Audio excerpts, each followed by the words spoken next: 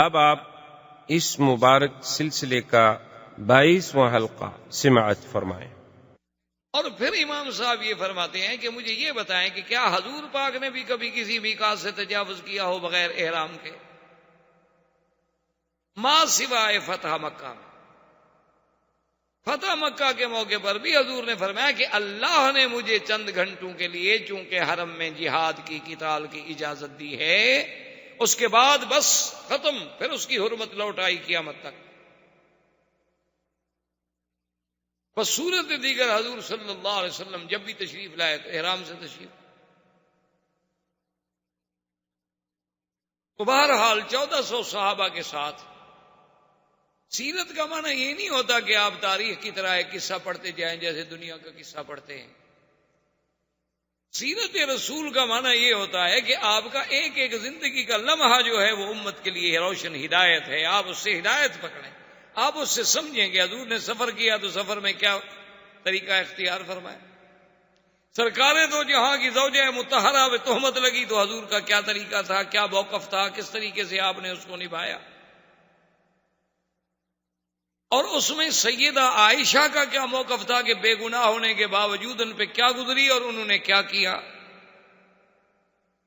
سیرت نبوی کا مقصد یہ ہوتا کہ ہم آپ کے احرام سے احرام سیکھیں، آپ کے سفر سے سفر سیکھیں، آپ کے غزوات سے غزوات سیکھیں، آپ کے طواف سے طواف سیکھیں، آپ کے اقوال مبارک سے روشنی حاصل کریں، آپ کے اعمال مبارک سے روشنی حاصل کریں۔ سیرت طیبہ کے بیان کرنے کا یا سننے کا مقصد یہ ہوتا۔ حضور صلی اللہ علیہ وسلم سرکار دو جہاں جب احرام باندھ کے چلے تو احتیاطاً آپ نے اسلحہ بھی ساتھ رکھا، لیکن اس اسلحے کو یہ نہیں کیا گیا کہ جیسے ہر فوجی کے پاس سلاح ہوتا ہے، فرمایا ایک دو اونٹوں پہ لاد لو، چونکہ مکے والے قریش کا بھروسہ تو ہے نہیں، اور اپنے ساتھ قربانی کے جانور بھی لے آئے۔ حضور صلی اللہ علیہ وسلم کے ساتھ تقریباً 70 بدنات، اور جب قربانی کا جانور لے آتے تھے تو اس کے لیے دو چیزیں ہوتی تھیں، ایک کو کہتے ہیں شعار اور ایک کو کہتے ہیں قلائدہ۔ قلائد کی جمع ہے۔ کیا معنی یہ ہوتا تھا کہ یا تو مثلا اونٹ ہے، اس کی سنام ہے یا اس کا سائیڈ ہے، اس کے چمڑے کو تھوڑا سا یوں کاٹ دیتے، یوں تھوڑا سا کاٹا، یوں کاٹ لگا دی، خون نکل آیا تو اسی جگہ اس کا خون لگا دیا، یہ علامت ہو گئی کہ بھی یہ جانور قربانی کے لیے ہے، اللہ کے حرم میں ذبح ہونا ہے، اس لیے اس کو پھر کوئی دوست دشمن کوئی بھی اس جانور کو نہیں چھیڑتا تھا، یہ تو اللہ کا ہے۔ یا قلادہ کا معنی یہ ہوتا تھا کہ بھی کوئی چمڑے کا ہار وار بنا کے رسیوں کے ساتھ اس کے گلے میں ڈال دیتے، علامت ہو جاتی تھی کہ بھی یہ جانور جو ہے یہ ہدی ہے اور یہ حرم میں ذبح ہونے کے لیے جا رہا ہے۔ اگر وہ جانور گم ہو جاتا، کسی دشمن قبیلے میں بھی چلا جاتا تو اس کے ساتھ کوئی تعرض نہیں کرتا۔ حضور صلی اللہ علیہ وسلم نے حکم دیا، جانوروں کو علامات لگا دی گئیں کہ بھئی یہ جانور جو ہیں ہدی کے ہیں، قربانی کے ہیں، اور ذبح ہونے حرم میں۔ حضور صلی اللہ علیہ وسلم نے سفر اپنا جاری رکھا۔ جو حضور صلی اللہ علیہ وسلم مکے کے قریب آتے گئے، کیونکہ اس سے پہلے آپ سیرت نبوی میں پڑھ چکے ہیں کہ جن لوگوں نے احزاب میں حضور کی مخالفت کی تھی، حضور نے ان کی تعذیب کے لیے بڑے بڑے آپ نے بھیجے تھے غزوہ سرایا، بنو سلیم کے خلاف، بنو فزارہ کے خلاف، بنو ثقیف کے خلاف، ان سب کے خلاف جو ہے آپ نے بھیجا کہ ان کو تعذیب کی جائے کہ ان لوگوں نے کیوں دھوکہ کیا ہمارے ساتھ۔ تو اب قریش کو پتا چلا کہ 1400 کا لشکر آ رہا ہے، انہوں نے کہا کہ حضور صلی اللہ علیہ وسلم اس کا مطلب ہے کہ پھر لڑائی کے لیے آ رہے۔ اب قریش بھی تیار ہو، انہوں نے کہا کہ بھی اگر یہ لڑائی ہے، 1400 آدمی لے کر تشریف لا رہے ہیں، تو صاف بات ہے کہ آپ کا مقصد جو ہے ہمارے ساتھ پھر جہاد ہے، اور تیار ہو جائیں۔ انہوں نے بھی اپنا لشکر جو تھا، اپنے جوان جو تھے تیار کر لیے، اور حرم مکہ کی حد سے نکل کر جو معروف تر راستے ہیں مدینہ منورہ کے، جیسے تنیم سے آپ جاتے ہیں، جموم سے، عثفان سے، یہ معروف راستے پرانے دور کے یہی ہیں، تو حد حرم سے باہر آ گئے، چونکہ حرم میں تو قتال ہو نہیں سکتا۔ یہی وجہ ہے، ورنہ جب ہم طالب العلم کی حیثیت میں پڑھتے ہیں تو بڑی عجیب سی بات لگتی تھی کہ مدینہ منورہ کا راستہ تو یہ ہے اور حضور صلی اللہ علیہ وسلم چلے گئے شمیسی حدیبیہ جدے کے راستے میں، تو اتنی دور کا سفر اختیار کرنے کی ضرورت کیوں پیش آئی؟ حضور تو یوں آ رہے تھے نا مدینہ منورہ سے، تو آپ مسجد تنعیم آتے، نیچے جانے کی کیا ضرورت؟ سفر لمبا ہو گیا۔ اس کی وجہ یہ تھی کہ چونکہ اس راستے پر تو قریش نے اپنی فوج کھڑی کر دی مقابلے کے لیے، حضور پاک نے اپنے صحابہ سے فرمایا کہ کوئی ایسا آدمی ہے جو ایسا راستہ جانتا ہو، کیونکہ ہم لڑنے کے لیے تو آئے نہیں، ہم تو عمرہ کرنا چاہتے ہیں، کہ قریش کو بھی پتہ نہ چلے اور ہم کسی طرح حرم میں داخل ہو جائیں۔ ایک صحابی نے کہا کہ حضور مجھے راستے کا علم ہے، راستہ تو مشکل ہے لیکن قریش کو پتہ نہیں لگے گا۔ حضور صلی اللہ علیہ وسلم نے فرمایا کہ دلونی، مجھے بتاؤ وہ راستہ۔ صحابہ کہتے ہیں طریق وعر شدید، بہت مشکل راستہ تھا، کیونکہ پھر وہ نیچے اتر گئے اور وہ راستے استعمال تو ہوتے نہیں تھے، استعمال ہونے والے راستوں میں تو کچھ نہ کچھ سڑکیں چھوٹی موٹی سی بن جاتی ہیں نا، لیکن جس راستے کو کبھی کوئی استعمال نہ کرے، پتھر ہے، پہاڑ ہے، تو نیچے اتر کر حضور صلی اللہ علیہ وسلم کا مقصد یہ تھا کہ ہم حدیبیہ کی جانب سے حرم میں داخل ہو کہ مکے والے یہاں انتظار کرتے رہے، ہم ان کے بالکل پیچھے سے حرم میں۔ حضور صلی اللہ علیہ وسلم جب آپ تشریف لے آئے مقام حدیبیہ پر، جو جدہ اور مکہ کے درمیان ہے، جسے آج کل شمیسی کہتے ہیں، جہاں انہوں نے چوکی لگائی ہوئی ہے کہ کوئی غیر مسلم جو ہے اب اندر داخل نہیں ہو سکتا، چونکہ آگے علامات حرم، تو علامات حرم نظر آنے لگ گئی، یعنی حضور صلی اللہ علیہ وسلم اتنے قریب تو آ گئے، حرم میں تو ابھی داخل نہیں ہوئے لیکن علامات حرم نظر آنے لگ گئی۔ تو اتفاق ایسا ہوا کہ جب وہ علامات حرم بھی نظر آ رہی تھی، حضور صلی اللہ علیہ وسلم کی اونٹنی بیٹھ گئی۔ اب حضور پاک اسے چلانے کی کوشش فرما رہے ہیں، اونٹنی نہیں چلتی۔ صحابہ جو ساتھ تھے حضور صلی اللہ علیہ وسلم کے، انہوں نے بھی اونٹنی کو تھوڑا سا مارا اور چلانے کی کوشش کی بھی، اب تو ہم حرم کے قریب آ گئے، اگر حرم میں ہم داخل ہو جاتے ہیں تو پھر تو کافر بھی ہمارے ساتھ نہیں لڑ سکتے نا، پھر تو نکلیں گے تو لڑیں گے۔ لیکن حضور پاک صلی اللہ علیہ وسلم نے فرمایا حبسها حابس الفیل، اونٹنی کو مت مارو، اس کو اسی طاقت نے روکا ہے جس نے ہاتھیوں کو روکا تھا، میری اونٹنی کی عادت ہی نہیں ہے کہ سفر میں بیٹھ جائے۔ یہ معلوم ہوتا ہے کہ بس اللہ کو یہی منظور ہے، اللہ نے ہمیں روک دیا۔ حضور صلی اللہ علیہ وسلم نے قافلہ اتار دیا، لیکن حرم سے باہر گو سامنے علامات حرم نظر آ رہی ہیں، حدود حرم نظر آ رہی ہے، لیکن ہیں حرم کے باہر۔ مشرکین مکہ کو بھی پتہ چل گیا کہ ہم تو یہاں کھڑے کھڑے انتظار کر رہے ہیں اور حضور صلی اللہ علیہ وسلم تو حرم میں داخل ہو گئے۔ ان کے لیے تو بہت بڑی مشکل پیدا ہو گئی کہ اگر اللہ کے نبی حرم میں داخل ہو گئے تو اب حرم میں ہم قتال نہیں کر سکتے، حرم میں اگر ہم روکیں گے تو پوری دنیا میں خبر اڑ جائے گی کہ یہ مکے والے عجیب ہیں، کہ بھئی احرام باندھا ہوا ہے، اللہ کے نبی آئے ہیں، 1400 آدمی ساتھ ہے، ان کو عمرے سے روک دیا انہوں نے، یصدون عن المسجد الحرام، تو یہ ہمارے لیے ایک بہت بڑا مسئلہ ہو جائے گا۔ انہوں نے بھی پھر اپنے آدمی ادھر پلٹے، لیکن جب وہ قریب آئے تو انہیں پتہ چلا کہ حضور صلی اللہ علیہ وسلم آ تو گئے ہیں لیکن حدود حرم میں داخل نہیں۔ اب وہ ایک اور مشکل میں مبتلا ہو گئے، انہوں نے کہا یہ کیا مطلب، اگر حضور عمرے کے لیے آ رہے تھے تو حرم میں کیوں نہیں داخل ہوئے، پھر حرم میں کے باہر کیوں رک گئے جب مقصد ہی عمرہ تھا، اور اس راستے سے تو ہم تھے ہی نہیں، اگر حضور داخل ہوتے حضور تو کعبے میں پہنچ جاتے، ہمیں پتہ نہ لگتا، اور یہ راستہ تو کبھی کسی نے اختیار ہی نہیں کیا۔ جب حضور نے اتنی مشکل راستہ اختیار بھی فرمایا، پھر حرم میں داخل ہونے سے کیا بات مانے تھی کہ باقی تو 1 قلعہ 2 قلعے کا فاصلہ رہ گیا ہے، لیکن باہر آپ اترے ہیں اور حرم میں نہیں اترے، اس کا مطلب ہے کہ حضور عمرے کے لیے نہیں آئے، یہ ہمیں اندھیرے میں رکھا جا رہا ہے، حضور تو جنگ کے لیے۔ اب مشرکین کو اپنا ایک اور فکر لاحق ہو گیا، اب پوزیشن یہ ہو گئی کہ حضور صلی اللہ علیہ وسلم نے حدیبیہ پہ خیمے لگا لیے اور مشرکین مکہ نے حرم کے بالکل آخری حدود پہ قریب ہی آنے، شہر سے تو وہ بھی نکل آئے، وہاں انہوں نے اپنے خیمے لگا دیے، انہوں نے بھی اپنی فوج اتار دی، لیکن دونوں میں کچھ یعنی یوں سمجھ لیں کہ 2-4 فرلانگ 1 کلومیٹر کا فاصلہ ہے۔ اس کے بعد قریش نے کہا کہ بھی ہمیں یہ چاہیے کہ ہم مسئلے کو اچھی طرح سوچیں، تحقیق کریں، ہم اپنا کوئی بندہ بھیجیں جو جا کے تحقیق کرے کہ آخر اللہ کے نبی چاہتے کیا۔ تو سب سے پہلا آدمی جو بھیجا گیا اس کا نام ہے بدیل ابن ورقہ۔ یہ اس وقت اسلام نہیں لے آئے، لیکن بعد میں اللہ نے ان کو بھی اسلام کی دولت سے نوازا۔ بدیل ابن ورقہ آئے، آ کے کیمپ میں آ گئے، حضور صلی اللہ علیہ وسلم کی خدمت میں آئے، سلام کیا، آ کے ملے اور پوچھا بماذا قدمتم یا محمد صلی اللہ علیہ وسلم، فقال نريد العمرہ، ہم تو عمرے کے لیے آئے اور تمہارا کوئی مقصد۔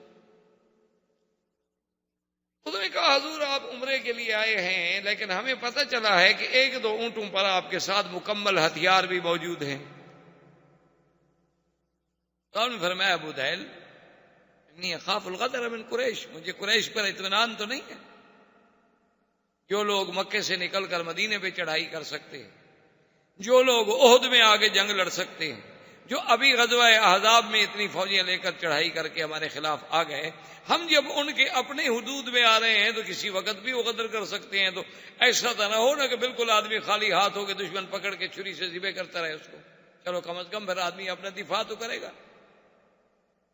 بدیل ابن ورقہ واپس آ گئے، انہوں نے پوچھا کہ ہاں بھائی تمہاری کیا رائے ہے؟ اس نے کہا مجھے کوئی بات سمجھ نہیں ہے، ویسے تو فرماتے ہیں عمرے کے لیے آئے ہیں، لیکن کہتے ہیں ہتھیار بھی ہیں ہمارے ساتھ۔ اب اللہ کے نبی کوئی بات غلط تو کہہ نہیں سکتے، جو چیز ساتھ ہے ساتھ ہے۔ انہوں نے کہا اچھا نتأکد بطریقۃ اخری، ہم ایک اور آدمی کے ذریعے پتہ کرتے ہیں۔ تو انہوں نے حلیس ابن علقمہ، یہ احابیش میں سے تھا۔ احابیش جو ہیں یوں سمجھ لیں یہ ذلوج تھے، حبش کے لوگ تھے، بعد میں یہ عرب میں آ گئے تو پھر عربی بھی زبان بھی عرب پوری ہو گئی اور لباس بھی عربی ہو گیا، اشعار بھی عربی ہو گئے، اٹھنا بیٹھنا بھی ہو گیا، لیکن یہ بڑا جنگجو قبیلے تھے، بڑے سخت قبیلے تھے حبش کے، ان کو احابیش کہا جاتا تھا۔ یہ حلیس ابن علقمہ جو ہے یہ احابیش کا سردار تھا۔ انہوں نے کہا بھی تم جاؤ پتہ کرو یا تحقیق کرو حضور صلی اللہ علیہ وسلم چاہتے کیا، مقصد کیا۔ حلیس جب آیا حضور پاک نے دور سے دیکھا، صحابہ نے کہا حضور وہ حلیس جو ہے نا احابیش کا سردار وہ آ رہا ہے۔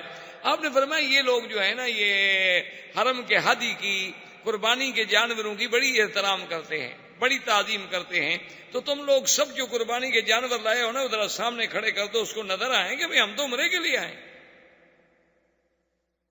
وہ آئے ملے، حضور لما قدمتم، کیوں تشریف لائے؟ فرمایا عمرہ، ما اردنا الا العمرہ۔ اور آپ نے فرمایا کہ تمہیں یہ سارے ہدی کے جانور اور یہ چیزیں نظر نہیں آ رہی؟ اس نے کہا ہاں جی میں دیکھ تو رہا۔ وہ واپس آئے، واپس آنے کے بعد اس سے پوچھا کفار قریش نے کہ ہاں بتلاؤ بھئی تمہارا دل دماغ کیا کہتا ہے؟ اس نے کہا بھی بات یہ ہے کہ بھئی وہ عمرہ ہی چاہتے ہیں، میری تحقیق یہ ہے کہ اللہ کے نبی جنگ کے لیے نہیں آئے، لڑائی کے لیے نہیں آئے، احرام باندھا ہوا ہے، قربانی کے جانور ساتھ ہیں، شعار ہے، ان کے گلوں میں قلائد ہیں، یہ اس طرح لڑنے کے لیے آدمی آتا ہے؟ انہوں نے کہا کہ نہیں نہیں تمہیں کیا پتا، تم تو ایسے بس سرسری اندازے لگا کے آ گیا۔ اس نے کہا سنو مکے والو، میری تحقیق میں اللہ کے نبی عمرے کے لیے آئے ہیں، واللہ لو منعتم لأنفرن علیکم الاحابیش، مجھے خدا کی قسم ہے اگر تم نے محمد مدنی کا راستہ روکا تو میرا قبیلہ جو ہے لڑے گا تمہارے ساتھ۔ یہ کیا ہوا ہے بھائی؟ میں کہہ رہا ہوں کہ تو جھوٹ بولتے ہو، سرسری دیکھ کے مجھے کیوں بھیجا تھا تم نے؟ انہوں نے کہا اچھا بھی ٹھنڈے ہو جاؤ یار، ناراض تو نہ ہو، ہم تو اپنی ایک بات کر رہے ہیں نا، ذرا تسلی ہو جائے، پکی بات ہو جائے، ہم اسی لیے تو تحقیق کر رہے ہیں۔ دیکھو ہم لڑنا چاہتے تو ہم بھی تو جا کے لڑ پڑتے نا، تم اتنا ناراض کیوں؟ اس نے کہا ناراضگی کی کیا بات ہے، میں اپنے آنکھوں سے ایک چیز دیکھ کے آیا ہوں اور تم مجھے کہتے ہو کہ نہیں۔ انہوں نے کہا ٹھہرو، ناراض نہ ہوں، ہم کننا نتأکد مرۃ اخری، ہم چاہتے ہیں کہ ہم پھر بھی کوئی فیصلہ کریں، سوچ سمجھ کر پوری تحقیق ہو جائے کہ واقعی اللہ کے نبی کیا چاہتے۔ اس کے بعد انہوں نے عروۃ ابن مسعود الثقفی، یہ بہت بڑا سردار تھا، بہت بڑا آدمی تھا، بنو ثقیف کا سردار تھا، اور بنو ثقیف جو ہے یہ طائف کا بہت بڑا جنگجو قبیلہ تھا، اور یہ عروۃ ابن مسعود الثقفی ان لوگوں میں ہے جس کے بارے میں کافر کہتے تھے کہ اللہ نے اگر قرآن اتارنا تھا تو عروہ پہ کیوں نہیں اتارا، اللہ نے قرآن اتارنا تھا تو ولید ابن المغیرہ پہ کیوں نہیں اتارا، جو بڑے لوگ ہیں، جن کے قبائل ہیں، جن کے پاس طاقت ہے، دولت ہے، محمد رسول اللہ صلی اللہ علیہ وسلم پہ کیوں اتارا، آپ تو یتیم ہیں، آپ تو غریب ہیں۔ اس کو قرآن نے کہا کہ لولا نزل ھذا القرآن علی رجل من القریتین عظیم، تو یعنی یہ وہ بڑا آدمی ہے کہ ان دو میں سے یہ ایک تھا۔ اس کے پاس گئے قریش، انہوں نے کہا کہ بھائی تم مہربانی کرو، تم سردار ہو، تمہارا ایک مقام ہے، تم وہاں جانے کے بعد فیصلہ کرو کہ اللہ کے نبی کیا چاہتے ہیں۔ اس نے کہا دیکھو قریشیو، بات سنو، تمہارا دماغ ہے، جس کو بھیجتے ہو واپس آتا ہے، اس کو کہتے ہو تم جھوٹ بولتے ہو۔ بھائی جس کو بھیجتے ہو اس کی ایک رائے ہے، اگر اس کی رائے کا کوئی احترام نہیں تو اس کو بھیجتے کیوں؟ یہ بات یاد رکھ لو، اگر تم مجھے بھیج رہے ہو تو پھر میں جو فیصلہ کروں گا، میری جو رائے ہوگی وہ حتمی ہوگی اور تمہیں ماننی پڑے گی، ورنہ کسی اور کو بھیج دو۔ انہوں نے کہا کہ نہیں، آپ جو بھی کہیں گے ہم۔ عروۃ ابن مسعود الثقفی جب آئے، حضور صلی اللہ علیہ وسلم کو بھی پل پل کی خبر مل رہی تھی، کیونکہ آمنے سامنے تو ایک دوسرے کے چل رہے تھے اور ایک دوسرے کو پہچانتے تھے، سب آخر مہاجرین موجود تھے مکے میں رہنے والے۔ انہوں نے کہا حضور عروہ آ رہے ہیں، لیکن لابس السلاح، ہتھیار پہنے۔ اگر ایک آدمی قاصد بن کے آ رہا ہے تو اس کو ہتھیار اٹھانے کی کیا ضرورت ہے؟ حضور نے فرمایا اچھا کوئی بات نہیں، لیکن احتیاط اسی میں ہے کہ ایک محافظ میرے لیے بھی کھڑا کر دو جو ہتھیاروں سے مسلح ہو۔ تو مغیرۃ بن شعبہ ثقفی، یہ بھی ثقفی، اور خدا کی شان دیکھیں یہ عروہ کے بھائی کے بیٹے تھے، یہ مسلمان تھے۔ اب وہ احرام میں ہیں بیچارے، لیکن پھر بھی اللہ کے رسول نے جب حکم دے دیا تو ہتھیار لگائے اور اپنے چہرے کو چھپا کے تلوار لے کر حضور کے پیچھے کھڑے۔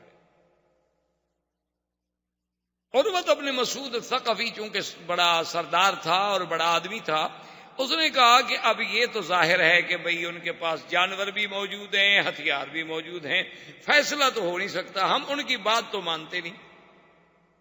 اب اس کا حل یہ ہے کہ میں ان کے ساتھ بیٹھ کے کوئی ایسی بات کرتا ہوں جو چڑھانے والی بات ہو، لڑانے والی بات۔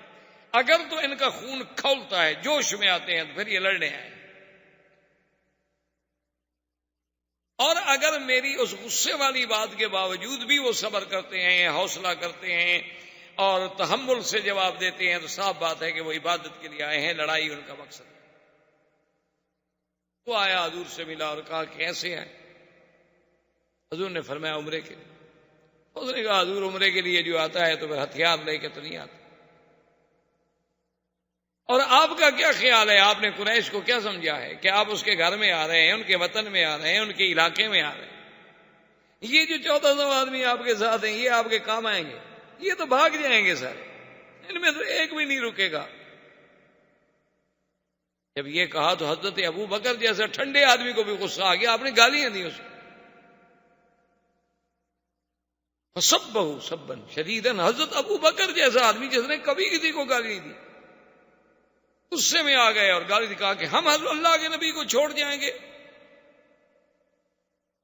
کیا کہہ رہے ہو مشرک؟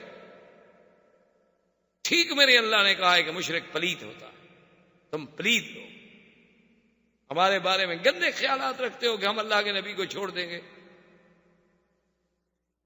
اس نے کہا ابو بکر تمہارا مجھ پر ایک بہت بڑا احسان ہے، تمہیں شاید بھول گیا ہو لیکن تمہارا مجھ پر احسان ہے، اگر وہ احسان نہ ہوتا نا تو میں بھی تمہیں آج گالیوں کا بدلہ دیتا، مجھے بھی گالیوں کا جواب دینا آتا ہے، لیکن تمہارے اس احسان کو میں نہیں بھول سکتا، میں تمہیں گالی نہیں دے سکتا۔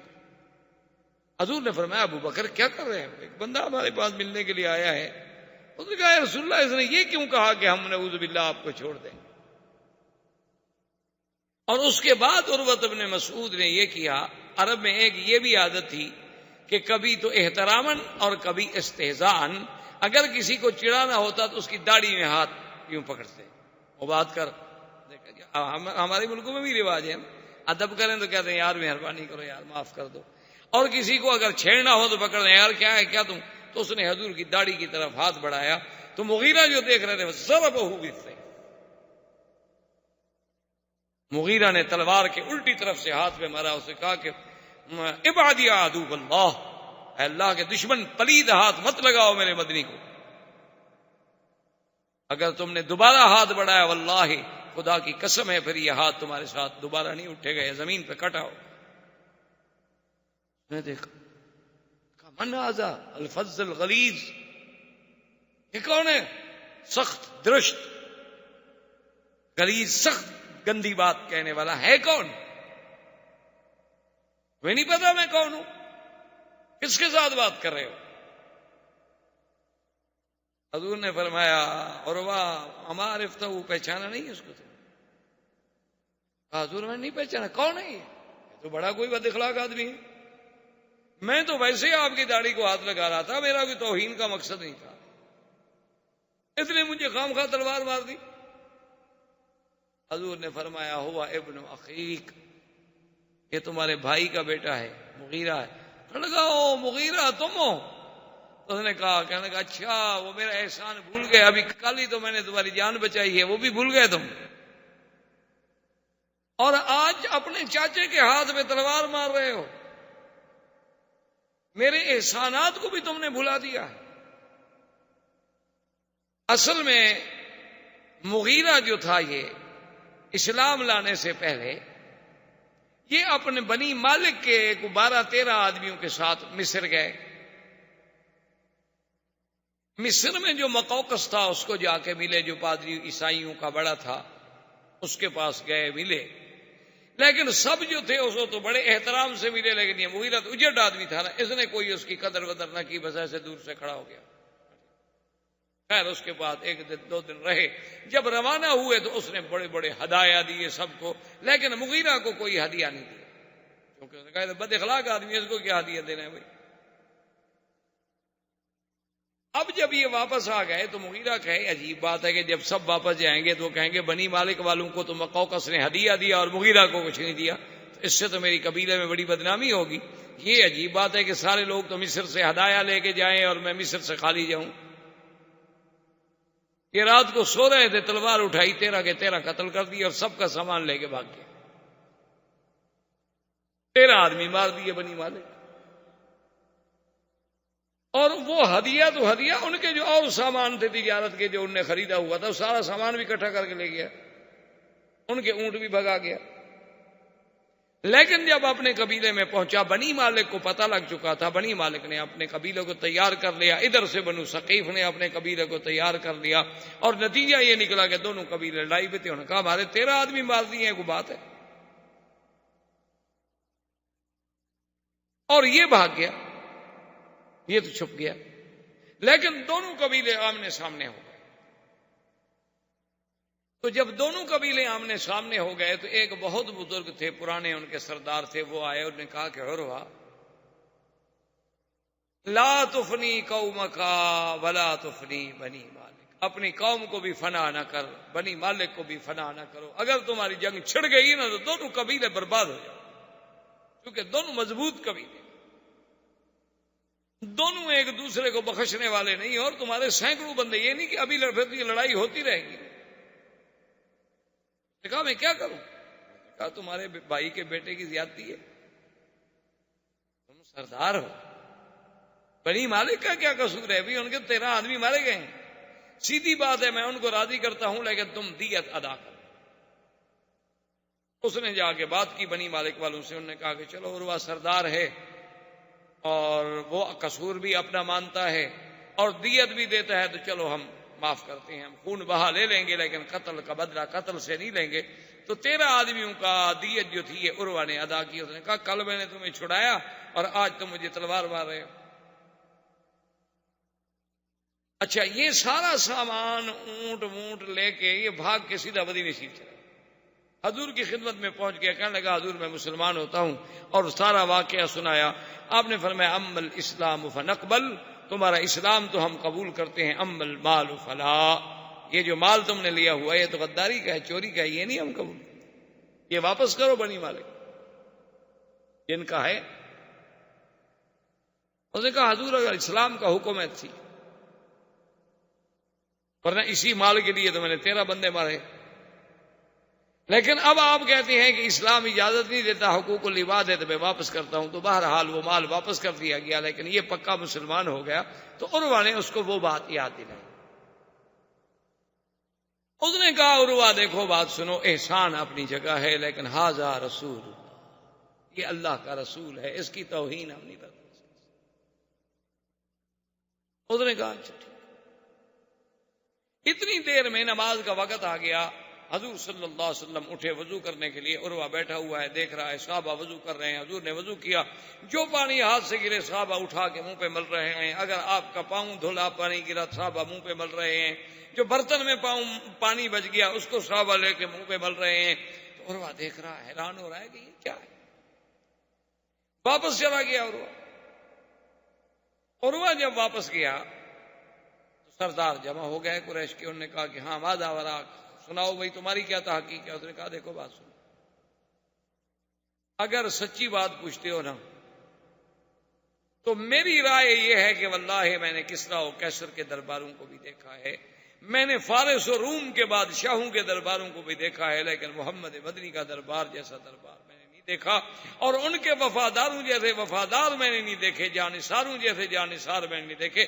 خدا کی قسم ہے اگر تم نے لڑائی لڑی 1400 صحابہ کٹ جائیں گے تو پھر تم محمد مدنی پہ حملہ کرو گے، کیوں لڑتے ہو؟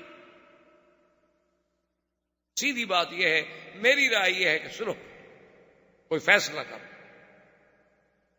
انہوں نے کہا ٹھیک، سوچتے آخر کی معمولی بات تو نہیں، ہمارے لیے تو بڑا مسئلہ ہے نا کہ بغیر اجازت کے بغیر اس کے حضور آئے عمرہ کر کے چلے جائیں، تو ہم تو مر گئے کہ ہمارے گھر میں ہم نہ روک سکے۔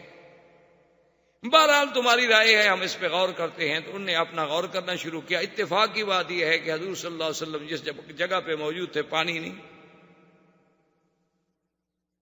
صحابہ نے آ کے عرض کیا کہ یا رسول اللہ صلی اللہ علیہ وسلم ہمارے پاس پانی نہیں ہے، اور اب یہ پانی اتنا بچا ہے جو صرف آپ کے برتن میں ہے۔ آپ نے فرمایا ابھی کنواں تلاش کرو، نے فرمایا لیس فیہ ابیار الا بیر، یہاں اور کوئی کنویں نہیں ہے، ایک کنواں ہے جو ہم نے تلاش کیا ہے لیکن وہ خشک پڑا ہے، اس میں کچھ نہیں ہے۔ آپ نے فرمایا دلو نہیں، چلو لے جاؤ مجھے اس کنویں پہ۔ حضور اس کنویں پہ تشریف لے آئے، اور جو اپنا پانی بچا ہوا تھا اس پانی میں آپ نے پڑا، اور اس پانی میں آپ نے اپنا لعاب دہن ڈالا، اور صحابی سے کہا بھی تم اتر جاؤ، اور رسی پکڑ کے اتر گیا۔ فرمایا کہ اپنے تیر کے ساتھ اس کے درمیان میں تھوڑی سی کھدائی کرو۔ اس نے تیر کے ساتھ لکڑی کے ساتھ کھدائی، جب کھدائی کر لی تو انہوں نے فرمایا یہ پانی اسی جگہ ڈال دو۔ صحابہ کہتے ہیں بس وہ پانی ڈالنے کی دیر تھی کہ امتلا البیر، تو کنویں کا چشمہ ابل پڑا۔ اسی اثنا میں حضور صلی اللہ علیہ وسلم نے اپنے صحابہ کو بلایا، فرمایا کوئی بات نہیں ہو رہی، ایک آتا ہے چلا جاتا ہے، پھر ایک اور آ جاتا ہے چلا جاتا ہے، پھر ایک اور آ جاتا ہے چلا جاتا ہے، یہ وہ بات تو نہ ہوئی نا، بات تو کنارے نہیں لگ رہی۔ آپ نے فرمایا یا عمر، حاضر یا رسول اللہ، فرمایا جاؤ ابو سفیان سے بات کرو، ابو سفیان آخر سردار ہے، یہ باقی لوگ جو آ رہے ہیں وہ خود سردار کیوں نہیں بات کرتا؟ حضرت عمر نے عرض کیا، اسے کہا یا رسول اللہ منا و صدقنا، آپ کا حکم ہے تو میری تو جان حاضر ہے، لیکن آپ جانتے ہیں میرے ساتھ جو کافروں کا تعلق ہے وہ تو میرا نام نہیں سن سکتے، آج 1400 سال کے بعد نہیں سن سکتے، تو اس وقت کتنا قریب میں غصہ ہوگا۔ یعنی 1400 سال گزر گئے، آج بھی لوگوں کو سیدنا عمر کے نام سے بغض ہے۔ آپ کے ہندوستان میں وہ گزرا ہے نا نور اللہ شوستری، نور اللہ شوستری جس کو یہ روافض جو ہیں شہید پنجم کہتے ہیں، ان کا بہت بڑا ایک عالم تھا، وہ آپ نے سنا ہوگا، تاریخ تو آپ ہم سے زیادہ جانتے ہیں، تاریخ کے علاوہ آپ نور جہاں کو بھی زیادہ جانتے ہوں گے، ہم تو دور کے لوگ ہیں۔ نور جہاں کا استاذ بھی تھا۔ تو اس نور اللہ شوستری جب آیا ہندوستان میں تو اس نے اپنے مذہب کو چھپائے رکھا، تو کافی عرصے کے بعد جب اس نے اپنی گرپ مضبوط کر لی، اپنے ہاتھ پاؤں پھیلا لیے، تو اس نے ایک شعر لکھا کہ مجھے اپنی عمر سے اس لیے چڑ ہے کہ میری عمر میں بھی عمر کا نام آتا ہے، اس لیے مجھے اپنی عمر بھی پسند نہیں، کیونکہ آپ کی عمر کتنی ہے جی؟ تو عمر میں عمر کا نام تو آ گیا نا، اس لیے میں تو اس لفظ سے بھی چڑھتا ہوں۔ تو وہ بڑا ایک تاریخی واقعہ ہے کہ بادشاہ جب فیصلہ کرتے تھے تو ملکہ پیچھے ہاتھ رکھ کے بیٹھتی تھیں اور وہ ہاتھ اٹھا لیتی تھیں، تو اس کا مطلب یہ ہوتا تھا کہ اشارہ تھا کہ بس اب بادشاہ کوئی فیصلہ نہ کریں، تو بادشاہ مجلس برخاست کر دیتے تھے۔ بادشاہ کو پتہ چلا کہ اس نے سیدنا عمر کی توہین کی ہے، بادشاہ نے اسے دربار میں طلب کر لیا۔ جب بادشاہ نے دربار میں طلب کر دیا اور پوچھا کہ بھئی شوستری یہ شعر تم نے کہا ہے؟ اس نے کہا میں نے کہا ہے۔ اب اس کو پتا تھا کہ اب تو میرے ہاتھ مضبوط ہیں، اب اس ملک کے وزراء بیوروکریٹس میرے ساتھ ہیں، اب مجھے کون چھیڑ سکتا ہے؟ اب بادشاہ تھوڑا مجھے سزا دے سکتا ہے، اب تو میرے پیچھے بھی ایک قوت ہے، اور سب سے بڑی قوت جو ہے ملکہ ہے، وہ میری شاگرد ہے، اور اس کے حکم کے بغیر بادشاہ کو فیصلہ کر ہی نہیں سکتا۔ تو انہوں نے کہا ہاں جی میں نے شعر لکھا۔ اپنے بادشاہ نے کہا سوچ لو، میں تمہیں 10 منٹ دیتا ہوں، سوچ لو۔ انہوں نے کہا جی 10 منٹ سوچنا ہو یا 10 سال سوچنا ہو، میں نے شعر لکھا ہے اور میں عمر سے بغض رکھتا ہوں۔ اب ملکہ نے پیچھے سے ہاتھ اٹھا لیا، لیکن بادشاہ بیٹھا ہوا ہے، مجلس برخاست نہیں کر رہا۔ تو بادشاہ نے پھر کہا کہ سوچ لو۔ اس نے کہا جی میں نے سوچ لیا ہے۔ تو ملکہ نے پیچھے سے بادشاہ کے جبے کو پکڑ کے کھینچا کہ بھئی کوئی فیصلہ نہ کر بیٹھے بادشاہ جلدی میں، تاکہ تو بادشاہ نے غصے میں آ کے اپنی ملکہ کو ہاتھ مارا کہ جان من جان دادن ایمان نہ دادن، کہ تم ناراض ہو جاؤ گی زیادہ سے زیادہ میں مر جاؤں گا نا، میں جان دے سکتا ہوں ایمان نہیں دے سکتا، میں سزائے موت دے دو جو حضرت عمر کی توہین کرتا ہے۔ میں کہا کیا ہے؟ زیادہ سے زیادہ یہ ہو جائے گا نا کہ میں مر جاؤں گا تمہارے بغیر، تو میں جان دے سکتا ہوں ایمان نہیں دے سکتا۔ نبی کا صحابی ہو، خلیفہ راشد ہو، اور کوئی اسے گالی دے میرے ملک میں، یہ کیسے ہو سکتا؟ تو بہرحال کہنے کا مقصد یہ تھا کہ حضرت عمر رضی اللہ تعالیٰ عنہ نے عرض کیا، انہوں نے کہا یا رسول اللہ اگر آپ مجھے بھیجیں گے نا تو جو تھوڑی بہت امید ہے نسلوں کی یہ بھی گئی، مجھے تو دیکھ کے ان کو آگ لگ جائے گی حضور۔ ان کو پتہ نہیں میں نے بدر میں کیا کہا تھا، اڑاؤ گردنیں ان کی، وہ ابھی موجود نہیں ہے وہاں۔ حضور نے فرمایا عمر پھر رائے، تو اس نے کہا حضور ایک بندہ ہے اس سے بات بن سکتی ہے، حضرت عثمان کو بھیجے۔ حضرت عثمان سخی آدمی ہے اور رحم دل آدمی ہے، اس کا کوئی مکے میں گھر نہیں جس پہ احسان نہ ہو۔ اور پھر آج کل سردار ابو سفیان ہے، ابو سفیان بنی امیہ سے ہے، اور حضرت عثمان بھی بنی امیہ سے ہیں، ان کی بات میں وزن ہو سکتا ہے اور وہ کسی کی بات نہیں سنیں گے۔ حضور صلی اللہ علیہ وسلم نے فرمایا ٹھیک ہے عثمان جاؤ۔ اس نے کہا حاضر۔ حضرت عثمان تیار ہو گئے جانے کے لیے۔ حضرت عثمان رضی اللہ تعالی عنہ جب تشریف لے گئے، ابو سفیان نے استقبال کیا، ملا، بٹھایا۔ اس نے کہا کہ دیکھو عثمان تمہارے ہم پر احسان ہے، پھر تم ہمارے قبیلے کے آدمی ہو، کون گھر ہے مکے کا جس پہ عثمان تیرا ہاتھ نہیں، لیکن تمہارے لیے تو کعبہ ہے کھلا ہوا، تم جب چاہو عمرہ کرو، لیکن اللہ کے نبی کو ہم نہیں کرتے، یہ ہمارے لیے موت ہے۔ اس نے کہا کہ پھر جب نبی کو نہیں کرنے دیتے ہو میں بھی نہیں کرتا، میں کیسے عمرہ کروں؟ میرا آقا وہاں بیٹھے رہے اور میں عمرہ کر لوں۔ اس نے کہا اچھا ایسا کرو تم ایک دن مکے میں ٹھہرو، ہم پھر مشورہ کرتے ہیں، میٹنگ کرتے ہیں، چونکہ ہمارے جوان بھی تو جوش میں آئے ہوئے ہیں نا کہ بھئی اللہ کے نبی آئیں عمرہ کر کے چلے جائیں اور ہم کچھ نہ کر سکیں، یا تو ہمیں پہلے اذن بھیجتے، اطلاع بھیجتے، ہم عمرے کے لیے آنا چاہتے ہیں، ہم کہہ دیتے آ جاؤ، ہمیں سوچ لیں۔ اور حضور کو یہ خبر دے دی گئی کہ قد قتل عثمان، حضرت عثمان شہید۔ حضور نے فرمایا بایعونی علی اللہ تفروا، صحابہ جلدی کرو میرے ہاتھ پہ بیعت کرو کہ اب کوئی میدان سے نہیں نکلے، اب میدان چھوڑ کے پیچھے نہیں جائیں گے، اب ہم عثمان کا بدلہ لیں گے، بس جو اللہ کو منظور ہے وہ۔ تو درخت کے نیچے حضور بیٹھے ہیں اور صحابہ آ کے بیعت کر رہے ہیں۔ یہ وہی منظر ہے جس کو قرآن کہتا ہے ید اللہ فوق ایدیہم، کہ محمد مصطفیٰ جب آپ بیعت کر رہے تھے ایک صحابی کا ہاتھ ہے اور ایک آپ کا ہاتھ ہے اور اس پر اللہ کا، یہ وہ منظر تھا۔ اور حضور پاک نے آخر میں فرمایا، آپ نے فرمایا میرے صحابہ میرا دل کرتا ہے کہ عثمان زندہ ہے، اور یہ عجیب منظر ہے بیعت کا، یہ وفا کا تجدید عہد وفا کا دن ہے، میں نہیں چاہتا کہ میرا عثمان پیچھے رہ جائے، تو تم گواہ ہو جاؤ، ھذہ یدی وھذا ید عثمان، یہ میرا ہاتھ ہے اور یہ میرے عثمان کا ہاتھ ہے، انا ابایع عن عثمان، میں عثمان کی طرف سے بیعت کرتا ہوں وفا کی۔ سب صحابہ اللہ اکبر کہہ کے حیران رہ گئے اور کہنے لگے واللہ ایسر النبی خیر من ایماننا، خدا کی قسم حضور کا جو بایاں ہاتھ ہے نا وہ ہم سب کے دائیں سے بھی کروڑ درجے بہتر ہے۔ عثمان تیری بڑی شان ہے کہ اللہ کے نبی نے اپنے ہاتھ کو تیرا ہاتھ بنا دیا۔ اتنی دیر میں عثمان واپس آ گئے۔ انہوں نے کہا حضور مجھے انہوں نے قتل نہیں کیا، مجھے تو انہوں نے عمرے کی بھی اجازت دی، لیکن وہ آپ کو اجازت دینے پر تیار نہیں ہے، غور کر رہے ہیں، مجھے کچھ دیر کے لیے روک لیا تھا انہوں نے۔ اب کافروں کو بھی پتہ چلا کہ 1400 بندے نے بیعت کر لی ہے کہ مر جائیں گے لیکن پیچھے نہیں ہٹیں گے۔ ابو سفیان نے کہا دیکھو جنگ ٹھیک نہیں، آخر 1400 آدمی جو جم جائے میدان میں، چلو ہمارا 1400 نہ مار سکے 700 ہی مار دے تو اتنا بڑا نقصان ہوگا، اس لیے بہتر ہے کہ ہم کوئی حل نکالیں صلح کا۔ تو نے کہا کہ ٹھیک ہے تم سردار ہو۔ اس نے سہیل ابن عمرو کو بلایا اور حکم دیا کہ جاؤ اور حضور سے صلح۔ سہیل ابن عمرو جب آنے لگے تو حضور کو خبر ملی کہ سہیل ابن عمرو آ رہے ہیں، یہ بھی مسلمان تھے، بعد میں اللہ نے ان کو بھی اسلام نصیب کیا۔ تو حضور نے فرمایا سہل اللہ امرکم، سہیل آ رہا ہے نا، معلوم ہوتا ہے اللہ نے تمہارا کام کوئی آسان کر دیا ہے، سہل سے ہے نا۔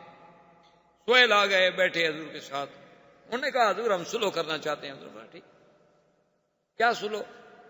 انہوں نے کہا حضور سب سے پہلی شرط تو یہ ہے کہ اس سال آپ عمرہ نہیں کریں گے، واپس جائیں، اس کے بدلے میں اگلے سال آپ کو 3 دن کے لیے اجازت ہوگی کہ آپ پورے صحابہ کے ساتھ بھی چاہیں تو تشریف لے آئیں، عمرہ کریں، ہتھیار نہیں ہوں گے علت سے، صرف ہر آدمی اپنے پاس ایک تلوار رکھ لے گا، چونکہ تلوار تو ایک ان کا یعنی زیور تھا نا۔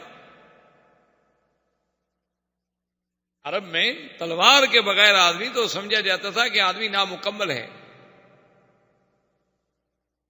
انہوں نے کہا تلوار ہوگی لیکن وہ بھی غماد میں یعنی اپنے اپنے کیسوں میں ڈالی ہوئی ہوگی، کھلی نہیں۔ ٹھیک ہے، دوسری شرط کیا ہے؟ اس نے کہا حضور دوسری شرط یہ ہے کہ 10 سال کے لیے ہم آپس میں نہیں لڑیں گے، 10 سال کے لیے آپ کی ہماری صلح، نہ آپ ہم پہ حملہ کریں گے نہ ہم آپ پہ حملہ، نہ آپ ہمارے دشمنوں کی مدد کریں گے نہ ہم آپ کے دشمنوں کی مدد کریں گے۔ تو تیسری شرط انہوں نے کہا حضور یہ ہے کہ جتنے قبائل ہیں جو آپ کا حلیف بننا چاہے اس کی مرضی، جو ہمارا حلیف بننا چاہے اس کی مرضی، یعنی جو ہمارے ساتھ ملے اس کی مرضی، جو آپ کے ساتھ ملے اس کی مرضی، اور جو ہمارے ساتھ ہوگا وہ گویا کہ ہم ہوں گے، جو آپ کے ساتھ ہوگا وہ آپ۔ انہوں نے فرمایا اس کے علاوہ اور کیا شرط؟ اس نے کہا حضور ایک ہماری اور شرط یہ ہے کہ اگر کوئی بندہ مسلمان ہو کے مکہ چھوڑ کے مدینہ منورہ چلا جائے اور اس کا ہم مطالبہ کریں یعنی ہم مانگیں تو آپ کو واپس کرنا ہوگا، اور اگر کوئی مسلمان خدا نہ کرے مرتد ہو گیا وہ واپس مکے آ جائے، آپ چاہے مانگیں گے بھی تو ہم نہیں دیں گے۔ ٹھیک، ساری باتیں جب ہو گئی حضور نے فرمایا ٹھیک مجھے ساری باتیں قبول۔ آپ نے فرمایا حضرت علی سے کہ حضرت علی اور معاہدہ لکھو۔ ابھی معاہدہ نہیں لکھا گیا تھا کہ ابو جندل اسی سہیل ابن عمرو کا بیٹا تھا، جو سہیل صلح کے لیے آیا ہوا اسی کا بیٹا ہے، وہ مسلمان ہو چکا تھا اور اس کو اس نے قید کیا ہوا تھا گھر میں کہ بھی تم مدینے کہیں بھاگ نہ جائے۔ اس کو پتا چلا نا کہ حضور اتنے قریب آ گئے ہیں تو اس نے اپنا رشتہ داروں سے مل ملا کے اسی زنجیروں کی حالت میں بھاگا اور جناب پہنچ گیا۔ وہ مسلمان نے دیکھا تو اللہ اکبر یا خون ابو جندل، ابو جندل صحابی ہمارا ایک آ گیا، مسلمان ہمارا ایک آ گیا۔ اور جب حضور کے سامنے آیا اس نے سلام کیا تو سہیل نے کہا یا رسول اللہ آپ کا ہمارا معاہدہ ہو چکا ہے، ھذا اول اسیر، یہ پہلا آدمی ہے جو آپ نے ہمیں واپس کرنا. حضرت عمر کھڑے ہو گئے. انہوں نے کہا کہ حضور ابھی ہم نے سلو نہیں لکھی, ابھی تو ہمارے معاملات طے ہو رہے ہیں, سلو نامہ لکھا ہی نہیں گیا, فریقین کے دستخط بھی نہیں ہوئے, تو اب ہم کیوں عمل کریں؟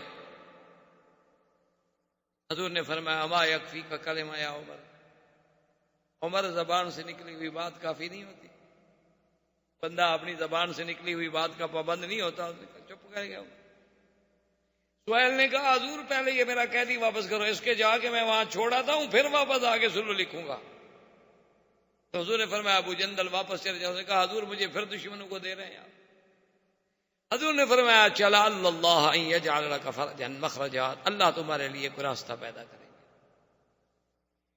اور اسی زنجیروں کی حالت میں سہیل نے کہا کہ ابو جندل سے کہ چلو, ابو جندل کو لے کے چلے. حضرت عمر جناب آہستہ آہستہ ابو جندل کے قریب گیا. اس نے کہا ابو جندل ان المشرکین نجس ودمہم دم کلاب, یہ مشرکین پلیت ہوتے ہیں, ان کا تو خون کتے کا خون ہوتا ہے, یہ تلوار میں تمہیں دیتا ہوں, مارو اس کو اڑا دو. تم تو معاہدے میں شریک نہیں ہو نا, تم تو پابند نہیں, تم تو قیدی ہو ان کے پاس.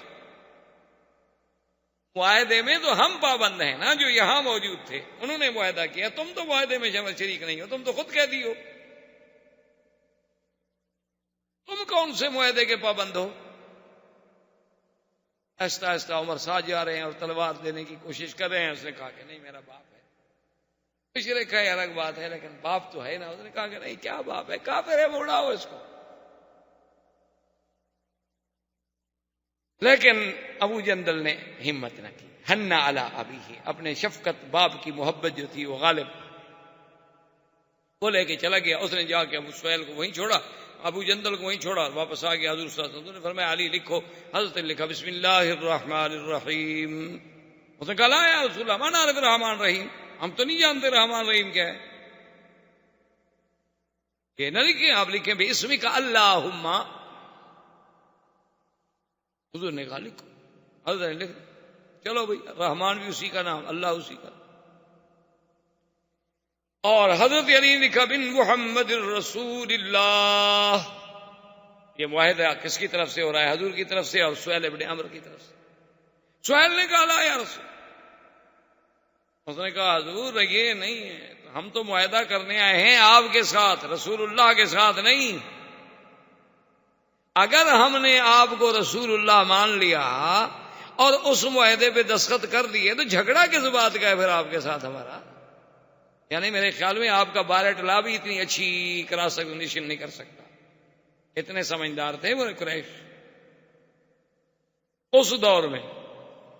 انہوں نے کہا جی جب معاہدے کے اوپر لکھا ہو بن محمد رسول اللہ اور نیچے ہم دستخط کرتے تو ہم نے تو آپ کو رسول اللہ مان لیا. ہم تو نہیں مانتے, آپ لکھیں من محمد ابن عبداللہ, ہم تو محمد ابن عبداللہ سے معاہدہ کر رہے ہیں. حضور نے کہا علی کاٹ دو اور لکھو بن محمد. اس نے کہا حضور لا, میں نہیں کاٹ سکتا, آپ کا نام لکھ کے کاٹ دوں, رسول اللہ کا لفظ لکھ کے کاٹ دوں. حضور نے فرمایا ام ہو یا علی. قال واللہ لا ام ہو یا رسول اللہ, خدا کی قسم ہے میں نہیں کاٹ سکتا. حضور نے فرمایا ادھر لاؤ, لے آؤ کاغذ. لے حضور نے اپنے ہاتھ سے لکھا. لکھو محمد بن عبداللہ. میں محمد بن عبداللہ نہیں ہوں. جب معاہدہ لکھ لیا گیا, معاہدہ طے ہو گیا, حضور صلی اللہ علیہ وسلم نے ارادہ ختم فرما دیا, حکم دیا بھی حلال ہو جاؤ, جانور ذبح کر دو, سر منہ ڈالو. صحابہ چپ کر کے بیٹھے ہوئے ہیں. حضور غصے میں آئے, بی بی ام سلمہ کے خیمے میں تشریف لائے اپنی بیوی کے. کہا کہ کیا بات ہے, میں حکم دیتا ہوں کہ اٹھو سر منڈاؤ, جانور ذبح کرو, اور صحابہ چپ کر کے بیٹھے ہوئے ہیں. میں نے دوبارہ اس لیے حکم نہیں دیا کہیں میری نافرمانی کریں اور اللہ کا غضب نہ آ جائے. بی بی ام سلمہ نے کہا حضور یہ ہو سکتا ہے کہ آپ کے جان نثار آپ کی تعمیل نہ کرے, وہ انتظار میں بیٹھے ہیں کہ پتہ نہیں کوئی وحی آ جائے کہ بھی چلو عمرہ کرو. آپ سب سے پہلے اپنا جانور ذبح کریں, اپنے سر پہ اس طرح پھروائیں, دیکھیں صحابہ کیا کرتے ہیں. حضور پاک نے اپنے سر پہ اس طرح پھروایا, اپنے جانور کو ذبح کیا. صحابہ دوڑ پڑے, انہوں نے کہا جی بات ختم, بات ختم. اب تو امید ختم ہوگی, جب حضور نے احرام کھول دیا تو اب ہم کون. سب نے احرام کھول دیا اور چل پڑے. اسی راستے میں یہ آیت نازل ہوئی انا فتحنا لک فتحا مبینا. یہ آیت مبارک نازل ہوئی. حضور نے حضرت عمر کو بلایا، فرمایا ایک ایسی آیت اتری ہے کہ آسمان و زمین کے خزانے مجھے مل جائیں خوشی نہ ہوگی. تو نے کہا حضور اچھا مکہ بھی فتح ہوگا کہ نہیں؟ حضور نے کہا نہیں، مکہ بھی فتح ہوگا. یہ صلح حدیبیہ کو فتح قرار دیا گیا.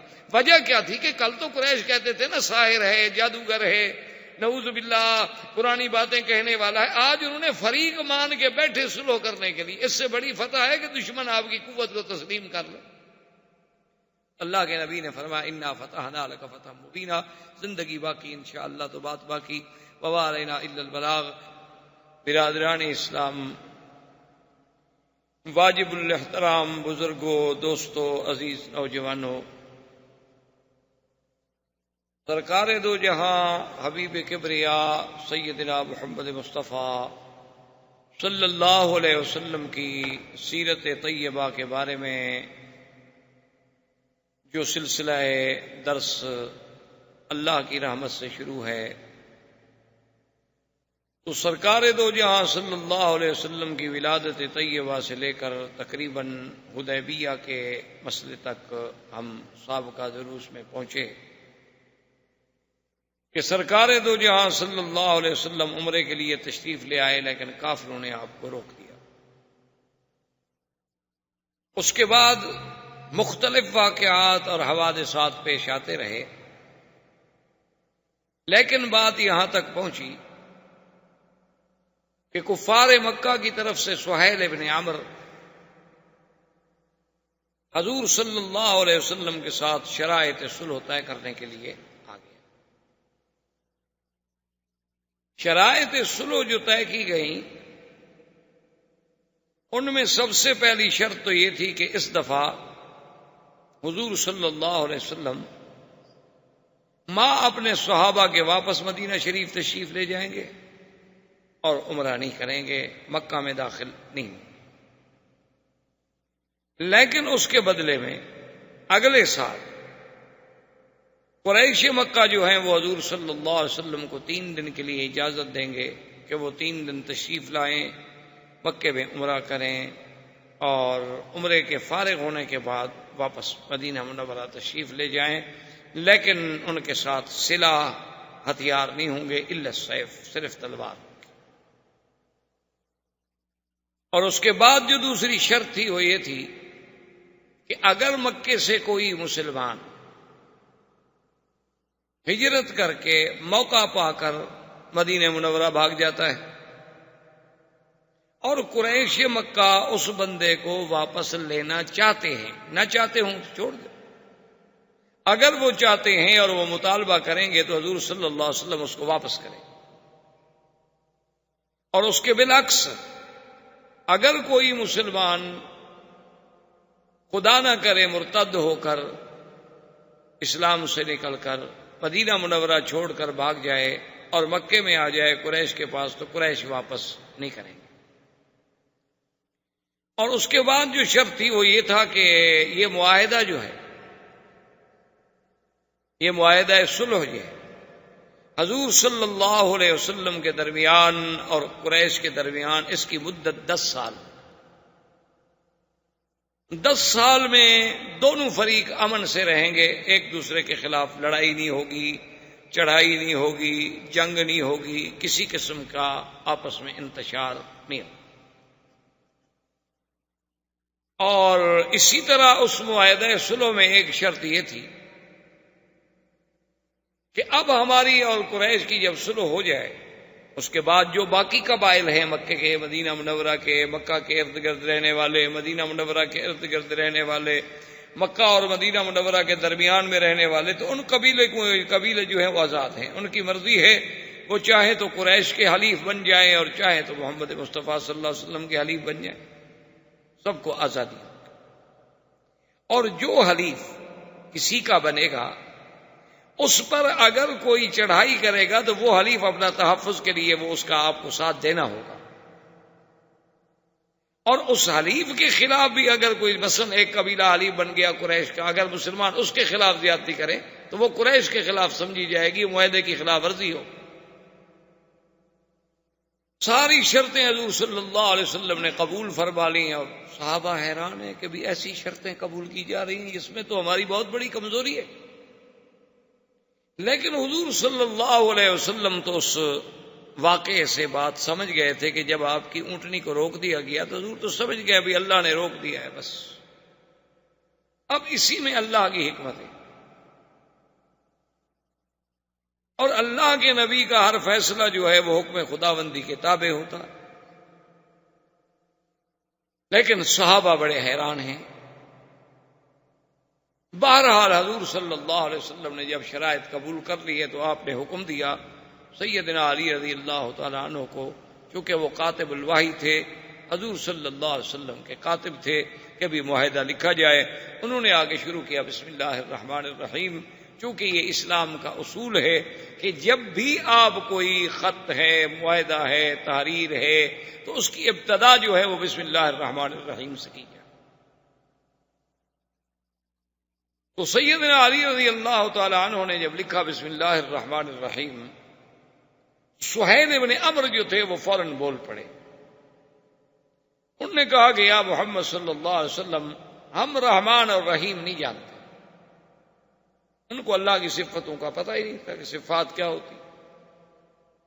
ہم تو صرف اللہ کو مانتے ہیں، خدا کو مانتے ہیں کہ وہ آسمانوں اور زمینوں کا خالق ہے، مالک ہے۔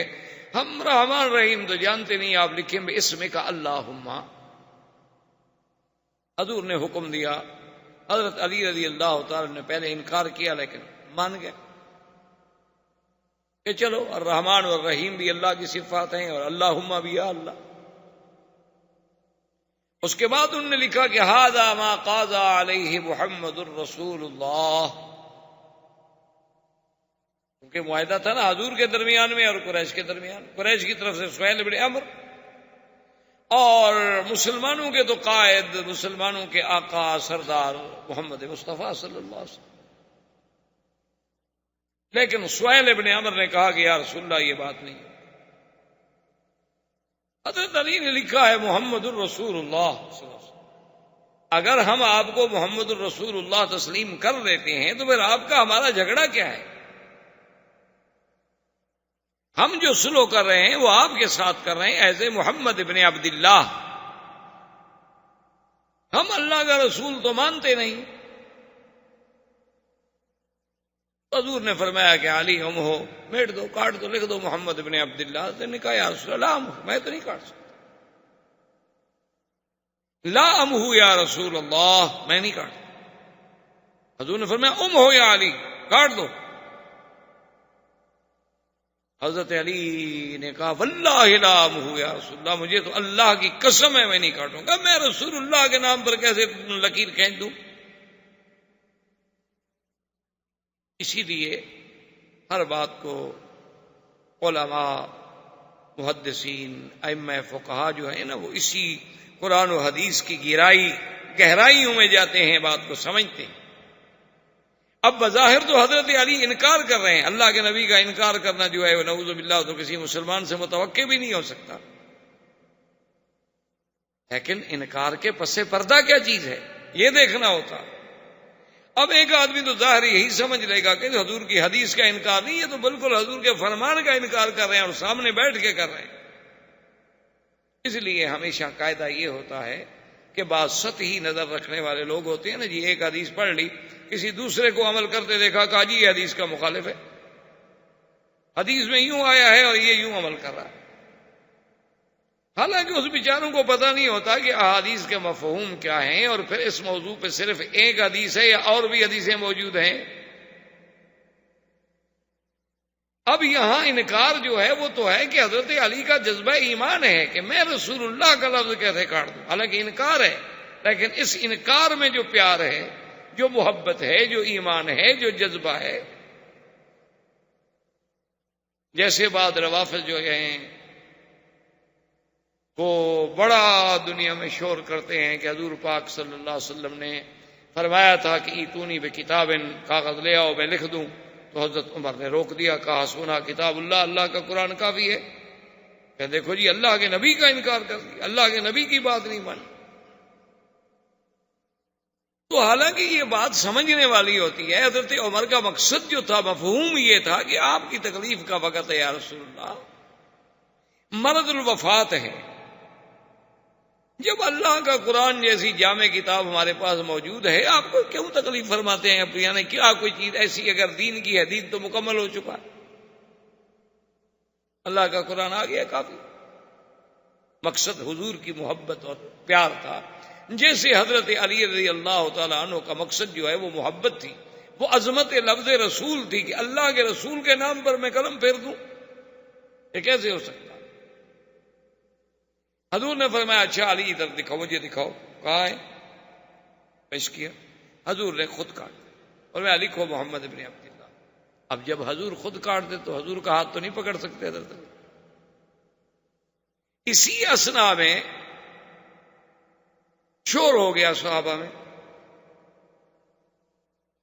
شور جب ہوا حضور نے فرمایا دیکھو کیا ہے، سہیل بھی گھبرایا کہ باہر کیا شور ہو گیا ہے، تو ابو جندل جو ہیں، یہ کنیت ہے ان کی، یہ اسی سہیل ابن عمر کے بیٹے تھے اور یہ مسلمان ہو گئے اور باپ نے ان کو گھر میں قید کر رکھا تھا۔ اس کو موقع ملا، وہ بیچارہ اسی طرح زنجیروں کے ساتھ ہی بھاگ کے آ گیا اور یہاں پہنچ گیا۔ جب صحابہ نے دیکھا انہوں نے کہا الحمدللہ الحمدللہ، ابو جندل آ گیا، ابو جندل آ گیا۔ لیکن جب ابو جندل سامنے آیا تو سہیل ابن عمر نے کہا کہ یا رسول اللہ آپ کا ہمارا معاہدہ ہے اور یہ ہمارا سب سے پہلا قیدی ہے جو ہم واپس لینا چاہتے ہیں۔ حضور صلی اللہ علیہ وسلم نے فرمایا ٹھیک۔ حضرت عمر کھڑے ہو گئے، انہوں نے کہا کہ یا رسول اللہ ابھی تو ہمارا معاہدہ تحریر نہیں ہوا، معاہدے پہ دستخط نہیں ہوئے۔ لیکن حضور نے فرمایا اما یکفی کا قول الرسول صلی اللہ علیہ وسلم، عمر اللہ کے نبی کا زبان ہے، قول ہے، جب ہم زبان سے کہہ چکے ہیں کہ ہمیں یہ شرطیں قبول ہیں، دستخط نہ ہوں، معاہدہ نہ لکھا جائے، تو یہ بات تو نہیں، اللہ کے نبی کی یہ شان نہیں ہے کہ جو بات زبان سے ہو جائے پھر اس پہ قائم نہ رہیں، ہم اپنی بات پہ قائم ہیں۔ ابو جندل میں حکم دیتا ہوں کہ واپس جاؤ۔ بعض روایات میں یہ بھی آتا ہے کہ ابو جندل نے درخواست کی، اس نے کہا کہ یا رسول اللہ صلی اللہ علیہ وسلم ٹھیک ہے، آپ مجھے پھر کافروں کے ہاتھ میں واپس کرنا چاہتے ہیں، دشمنوں کے ہاتھ میں دینا چاہتے ہیں، میں آپ کے حکم پہ ہر قربانی دینے کے لیے تیار ہوں، لیکن جتنی دیر یہ معاہدہ ہو رہا ہے، سلو ہو رہی ہے، اتنی تو مجھے اجازت مل جائے کہ میں بیٹھا رہوں اور آپ کا دیدار کر لوں۔ حضور نے فرمایا اب یہ بھی سہیل کے ہاتھ میں ہے، ہم اجازت نہیں دے سکتے، تم ان کے قیدی۔ سہیل نے کہا یا رسول اللہ میں یہ اجازت دینے کے لیے بھی تیار نہیں ہوں، بلکہ میں تو معاہدہ بھی بعد میں آگے لکھوں گا، پہلے میں جا کے اس کو قریش کے سپرد کرتا ہوں۔ حالانکہ بیٹا ہے، لیکن کفر اسلام ہے، مذہب کی جنگ ہے، اور ہر آدمی جو ہے چاہے وہ غلطی پر بھی ہو اپنے مذہب کا دیوانہ ہوتا۔ اس نے جا کے سہیل کو واپس کیا، پھر آئے، معاہدہ لکھا گیا، دستخط ہو گئے۔ حضور صلی اللہ علیہ وسلم جب فارغ ہو گئے تو حضرت عمر حاضر ہوئے، انہوں نے کہا یا رسول اللہ آپ نے تو فرمایا تھا، آپ نے فرمایا کہ میں نے خواب دیکھا ہے، ہم مکہ میں جائیں گے، ہم عمرہ کریں گے، ہم طواف کریں گے، ہم بال کٹائیں گے یا بال کتروائیں گے، امن ہوگا، خوف نہیں ہوگا۔ حضور یہ کیا ہے؟ اور ہم ایسی شرطیں قبول کر رہے ہیں، لماذا نقبل هذه الدنیۃ فی دیننا، یا رسول اللہ ہم دین میں اتنے کمزور ہو جائیں کہ ان کا بندہ آئے تو ہم واپس کر دیں اور ہمارا بندہ آئے تو ہم واپس نہ کریں، وہ واپس نہ کریں، یہ کیا بات؟ حضور نے فرمایا عمر پہلی بات کا جواب تو یہ ہے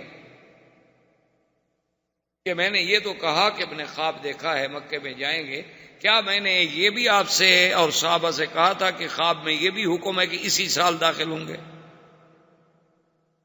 انہوں نے کہا حضور یہ تو نہیں، آپ نے کہا تھا کہ داخل لتدخلن المسجد الحرام، لیکن سنا نہیں تھا کہ اس سال جائیں گے۔ اور باقی رہی شرائط کی بات، تو ہم نے جو بھی شرائط قبول کی ہیں حضرت عمر، تمہیں یہ پتہ نہیں کہ انا رسول اللہ، میں اللہ کا رسول ہوں اور اللہ کے حکم کے بغیر تو میں کوئی بات قبول نہیں کر سکتا، اور مجھے یقین ہے کہ ہمارا اللہ ہماری مدد کریں گے۔ حضرت عمر چپ ہو کے چلے گئے، اور اسی وقت دو قبیلے بنی خزاعہ جو تھے وہ حلیف بن گئے محمد الرسول اللہ صلی اللہ علیہ وسلم، اور بنو بکر جو تھے وہ حلیف بن گئے قریش کے۔ انہوں نے کہا جی ہم قریش کے حلیف ہیں. بنو خزاع نے کہا کہ ہم حضور کے حلیف ہیں. یہ چونکہ اس لیے ان دونوں قبیلوں کو ذہن میں رکھنا ضروری ہے کہ دراصل یہی تو سبب بنے تھے اس صلح کو ختم ہونے کا، کہ قریش نے بنی خزاع پہ حملہ کر دیا. تو جب حضور کے حلیفوں پہ حملہ کیا تو معاہدہ تو توڑ دیا. اب حضرت عمر جوش میں آئے، حضرت ابو بکر کے خیمے میں آئے. انہوں نے کہا ابو بکر، حضور نے فرمایا تھا کہ خواب دیکھا ہے، اللہ کے نبی کا خواب تو سچا ہوتا ہے، واہی ہوتی ہے، یہ کیا ہو گیا کہ ہم مکے نہیں گئے؟ تو ابو بکر رضی اللہ تعالی عنہ نے، یہ توارد ذہنی اور توارد قلبی ہے کہ وہی لفظ ابو بکر کی زبان سے نکلے جو حضور کی زبان سے نکلے تھے. انہوں نے کہا عمر، حضور نے یہ بھی فرمایا تھا کہ اسی سال جائیں؟ انہوں نے کہا ہاں یہ تو نہیں تھا. انہوں نے کہا پھر ابو بکر دیکھو، ہم ایسی شرطیں قبول کریں، اتنا دب کے ہم صلح کریں وہ کفار قریش سے، آخر کیوں؟ اس کا جواب پتہ ہے ابو بکر نے کیا دیا؟ کہا کہ ھذا رسول اللہ فتبع.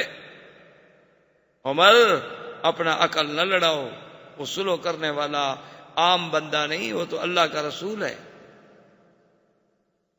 وہ کوئی عام لیڈر ہے، کوئی سیاسی قائد ہے، کوئی دینی جماعت کا ایک رہبر ہے، وہ تو رسول اللہ ہے. اور اتباع کرو جو اللہ کے رسول کا حکم ہے، اسی میں اللہ کی حکمت ہے.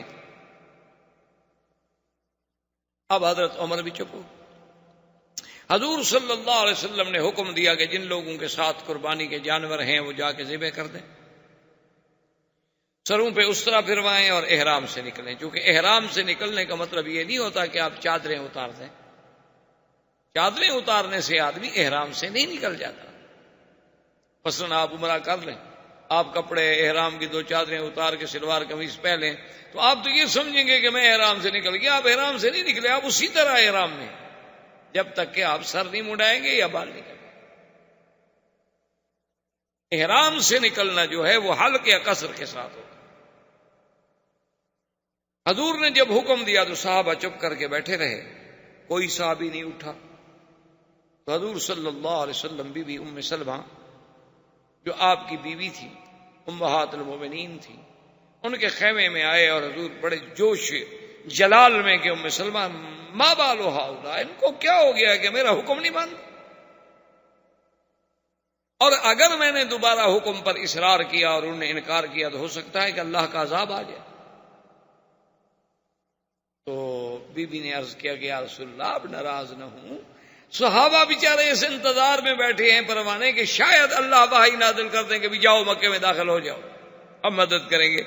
اللہ اگر بدر میں فرشتے اتار سکتے ہیں تو حدیبیہ میں نہیں اتار سکتے. وہ اس انتظار میں بیٹھے ہیں. آپ اپنے جانور ذبح کریں، اپنا سر مبارک پہ حلق کروائیں، آپ اپنا احرام کھولیں، پھر دیکھیں کہ صحابہ اتباع کرتے ہیں کہ نہیں کرتے. تو دراصل سیرت کے پہلو سمجھنے کا مقصد یہی ہوتا ہے کہ اسلام نے اور حضور کی سیرت نے یہ سبق دیا کہ آدمی مشورہ عورت سے بھی لے سکتا ہے. یہ نہیں کہ عورت کا مشورہ قبول نہ کیا جائے، یا عورت کی رائے کوئی رائے نہیں ہوتی، یا عورت کی شہادت کوئی شہادت ہی نہیں ہوتی، جیسے کہ مستشرقین اور اعدائے اسلام اور اعدائے دین پر پروپیگنڈا کرتے ہیں. حالانکہ دیکھیں اللہ کے نبی ہیں، صاحب الوحی ہیں، اور بیوی سے مشورہ کر رہے ہیں. اور پھر بیوی نے جو مشورہ دیا اس کو حضور نے قبول فرمایا، اور حضور صلی اللہ علیہ وسلم نے جا کر اپنے بدن جو تھے، قربانی کے جانور جو تھے ذبح کرائے اور اپنے سر پہ اسرا پھروایا اور احرام کھولا. بس اتنی دیر لگی کہ سب صحابہ نے جا کے ذبح کر دیے اور احرام کھول دیے. بی بی سلمہ نے کہا حضور اب دیکھ لیا، کسی نے کوئی دیر کی ہے؟ وہ تو بھائی کے انتظار میں بیٹھے. حضور صلی اللہ علیہ وسلم نے واپسی کا حکم دیا. جب حضور مدینہ منورہ کے لیے روانہ ہوئے، چونکہ اونٹنیوں کا سفر تھا، اونٹوں پہ سفر ہو رہا تھا، حضرت عمر کہتے ہیں رضی اللہ تعالیٰ عنہ، ایک روایت میں آتا ہے کہ میں حضور کے قریب آیا اور میں نے بات کرنے کی خواہش کی اور میں نے سلام کیا، لیکن حضور نے میرے سلام کا جواب نہیں دیا. یعنی اونٹنی پہ بیٹھے بیٹھے حضرت عمر بھی اپنی اونٹنی حضور کے قریب لے آئے. میں رک گیا. تھوڑی دیر کے بعد میں نے پھر قریب کی اونٹنی، میں نے سلام کیا، لیکن حضور پاک نے کوئی جواب نہیں دیا. میں نے تیسری دفعہ پھر اپنی اونٹنی حضور صلی اللہ علیہ وسلم کے قریب کی اور پھر سلام کیا اور حضور پاک نے کوئی جواب نہیں دیا. تو حضرت عمر کہتے ہیں کہ میں روتا ہوا پریشان ہو کر میں اپنے آپ کو کہہ رہا ہوں کہ ثقلت امک یا عمر، کاش عمر تیری ماں نے تیرا بوجھ ہی نہ اٹھایا ہوتا، تو پیدا ہی نہ ہوتا تو اچھا تھا کہ آج اللہ کا نبی تم سے ناراض ہو گیا. حضور کہتے ہیں میں ڈر گیا کہ کہیں میری اس بات کی وجہ سے حضور ناراض نہ ہو گیا. تھوڑی دیر گزری، حضرت عمر کہتے ہیں کہ ایک صحابی نے مجھے آواز دی اور اس نے کہا کہ حضور آپ کو بلا رہے ہیں. میں نے پھر اپنی اونٹنی کو دوڑایا، پھر حضور کے قریب آیا تو حضور نے فرمایا کہ عمر انزل علی آیا، کہ آج اللہ نے قرآن کی ایسی آیت مجھ پہ نازل کی ہے کہ اگر آسمان و زمین کے تمام خزانوں کی کنجیاں اللہ مجھے دے دیتے اور مجھے مالک بنا دیتے، اس پہ مجھے اتنی خوشی نہ ہوتی جتنی اس آیت پر مجھے خوشی. حضرت عمر نے کہا ایو آیت یا رسول اللہ، کون سی آیت؟ تو نے فرمایا بسم اللہ الرحمن الرحیم انا فتحنا لک فتحا مبینا لیغفر لک اللہ ما تقدم من ذنبک وما تأخر. اللہ نے خبر دی کہ محمد مصطفیٰ صلی اللہ علیہ وسلم ہم نے آپ کو فتح مبین عطا فرمائی. حضرت عمر کہتے ہیں رسول اللہ یہ فتح کی خوشخبری جو ملی ہے ہمیں، کیا فتح مکہ تھا، مکہ بھی فتح ہوگا؟ حضور نے فرمایا ہاں عمر مکہ بھی فتح ہوگا. اب صحابہ کا کمال دیکھیں اور محدثین کا کمال دیکھیں کہ حضور اونٹنی پہ تھے تو جب حضور قرآن پڑھ رہے تھے نا تو آواز میں جو لہر پیدا ہوتی تھی کہ انا فتحنا لک فتحا مبین، اسی طرح آخر تک راوی نقل کرتے آئے کہ اس آواز کی انداز یہ تھا جب حضور نے پڑھا تھا، تاکہ وہ کیفیت بھی موجود رہے. اب علماء کرام فرماتے ہیں کہ اس فتح سے مراد بعض نے کہا فتح مکہ ہے، بعض نے کہا فتح خیبر ہے، بعض نے کہا فتح حنین ہے، کیونکہ اس بیعت کے فوراً بعد اللہ نے قرآن میں یہ تو فرما دیا تھا نا، ابھی جو ہم نے آیت پڑھی تھی کہ میرے مدنی صلی اللہ علیہ وسلم اللہ ان مومنین سے راضی ہو گئے ہیں جو اس درخت کے نیچے بیٹھ کے آپ کی بیعت کر رہے ہیں. لقد رضي الله عن المؤمنين إذ يبايعونك تحت الشجرة فعلم ما في قلوبهم فأنزل السكينة عليهم وأثابهم فتحا قريبا ومغانم كثيرة يأخذونها وَكَانَ اللَّهُ عَزِيزًا حَكِيمًا. اللہ نے قرآن میں فتح قریب کی ایک خوشخبری پہلی آیات میں بھی دے دی تھی،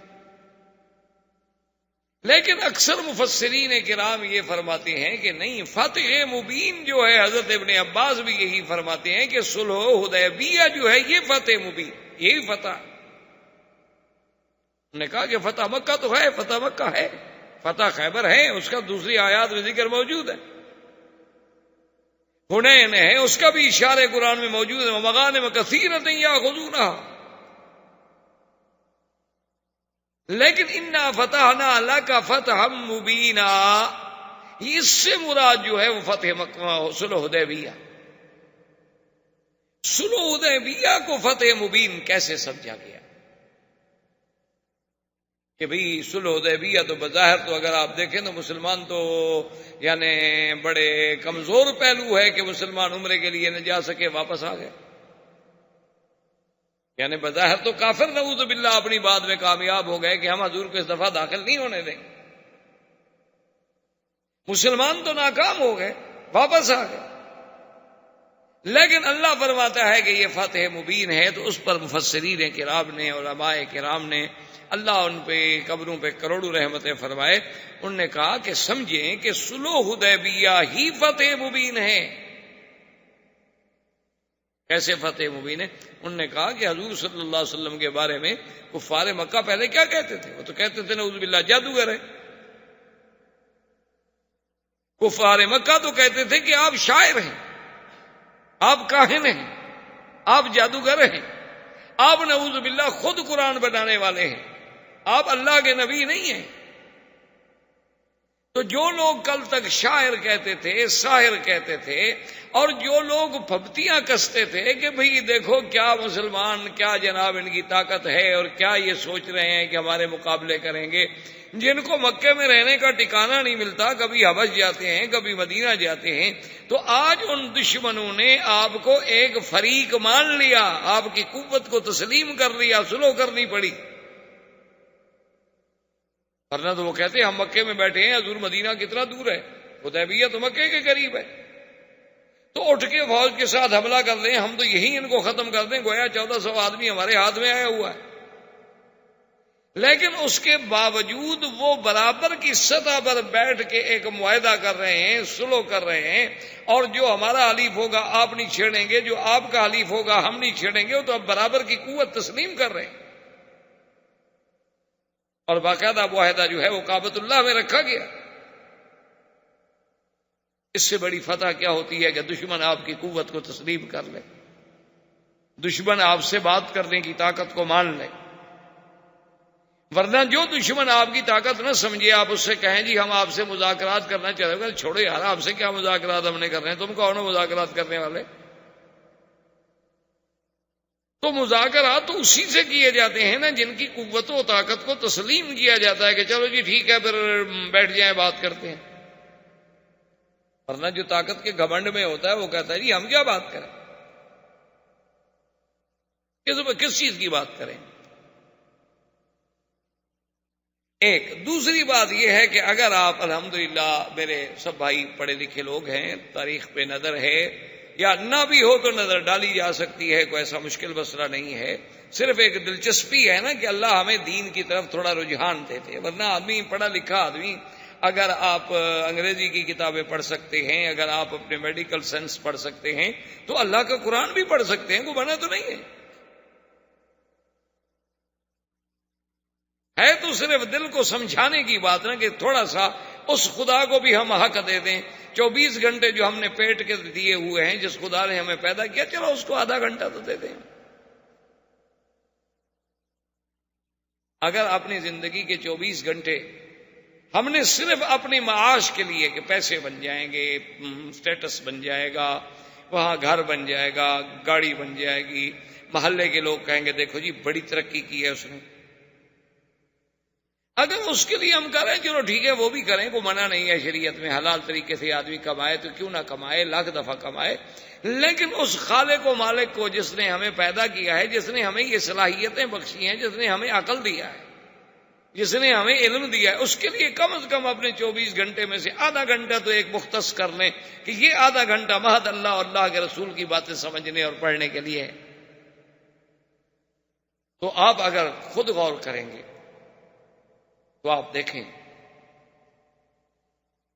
کہ سرکار دو جہاں صلی اللہ علیہ وسلم کو نبوت ملنے کے بعد آپ 13 سال تک مکہ مکرمہ میں رہے۔ 13 سال کوئی معمولی سی بات نہیں ہوتی، ایک عظیم مدت ہے۔ 13 سال کے بعد جب آپ کی عمر مبارک 53 سال ہو گئی تو آپ نے مدینہ منورہ ہجرت فرمائی۔ یعنی مجموعی طور پر اگر آپ دیکھیں تو جب آپ ہجرت کر کے آئے ہیں، مدینہ منورہ میں پہنچے ہیں، تو تقریباً 13 اور 14 15 سال کی محنت کے باوجود مسلمان کتنے ہوئے؟ 150۔ یہ تو پھر انصار میں سے مسلمان ہوئے نا مدینے میں۔ اچھا، اس کے بعد جناب آپ مزید بھی آپ کی عمر مبارک کے 6 سال ملا لیں، کیونکہ یہ واقعہ حدیبیہ کا جو ہے یہ 6 ہجری میں آ رہا ہے، تو 6 سال اگر آپ اس کو بھی شامل فرما لیں، اور تاریخ ہجری جو ہے وہ ہجرت کو مقدم رکھا گیا وہیں سے شروع ہوتی ہے، تو 6 اور 13 19 سال۔ تو 19 سال میں کل کتنے مسلمان تھے؟ 1400 آدمی جو حضور کے ساتھ عمرے پہ آیا، 500-600 نہیں آیا ہوگا، یعنی بچے عورتیں کچھ گھر رہ گئے نہیں آئے، یعنی 2000 آدمی، 3000 آدمی، بڑے سے بڑا آپ لگا لیں 3000 آدمی ہو گیا ہوگا مسلمان۔ تو 19 سال کی محنت میں تو صرف 3000 مسلمان ہوا۔